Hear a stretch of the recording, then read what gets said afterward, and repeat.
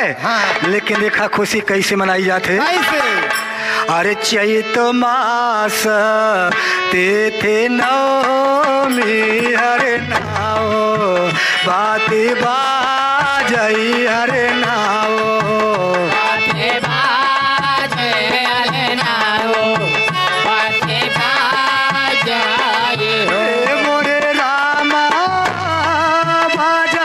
दासा राधा द्वार हो कौशल्या रानी मंदिर हो कौशल्या रानी मंदिर हो कौशल्या रानी मंदिर हो।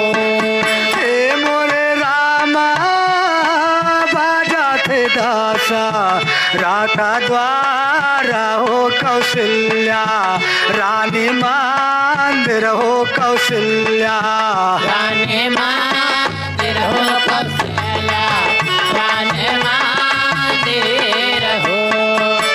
ये कौशल्या के जाना मेहरा मायो कैकियई के भरा था भयो कैकियई के भरा था भयो कैकियई के भरा था भाई हो।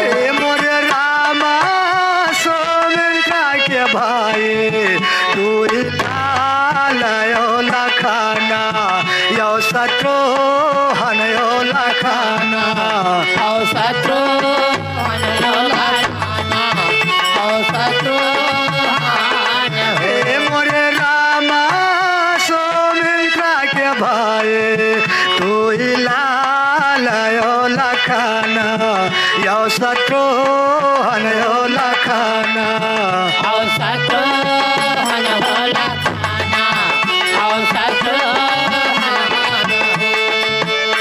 अरे जन्मे हचारियो अरे भाई हो अवाधा छब छाइया हो अवाधा छावे छाइया हो अवाधा छावे छाइया हो। हे मोरे रामा घरे घरे बा जय बधाइया हो समैया बड़ी सुंदर हो समैया बड़े सुंदर हो समैया बड़े सुंदर हो। हे मोरे रामा घरे घरे बा जय समैया हो समैया बड़ी सुंदर हो समैया बड़े सुंदर।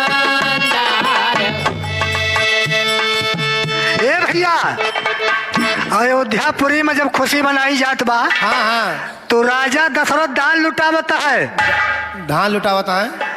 धान गेहूं ना लुटावत दान लुटावत है। अच्छा अच्छा, हमका समय आएगा बस। लेकिन दान में का चीज लुटावत है भैया? कैसे हो? हे अरे राजा दशरथ दाना का लुटावई हो जवाना मान्य भावई हो जवाना माने भावई हो जवाना माने भावई हो। हे मोरे रामा याचक सबा इन पावई हो खुशिया भल मनावई हो खुशिया भल मनावई हो खुशिया भल मनावई हो। हे मोरे रामा याचक सबा इन पावई हो खुशिया भल मनावई हो खुशिया भल मनावई हो खुशिया भल मनावई हो। अरे अरे समुने सबा कोई आवई हो जहाँ से सोने पावई हो जहाँ से सोने पावई हो जहाँ से सोने पावई हो। हे मोरे रामा जय जय का रामा नावई हो सुमाना बरसावई हो सुमाना बरसावई हो सुमाना बरसावई। हे मोरे रामा जय जय का रामना वही हो सुमाना बरसा वही हो सुमाना बरसा वही हो सुमाना बरसा वही हो अरे जे यह मंगल अरे गावैयर गाई के सुनावैयर गाई के सुनावे अरे गाए के सुनावे हे मोर रामा तुलसिया मारा वही के आवै हो सुनैया फल पावै हो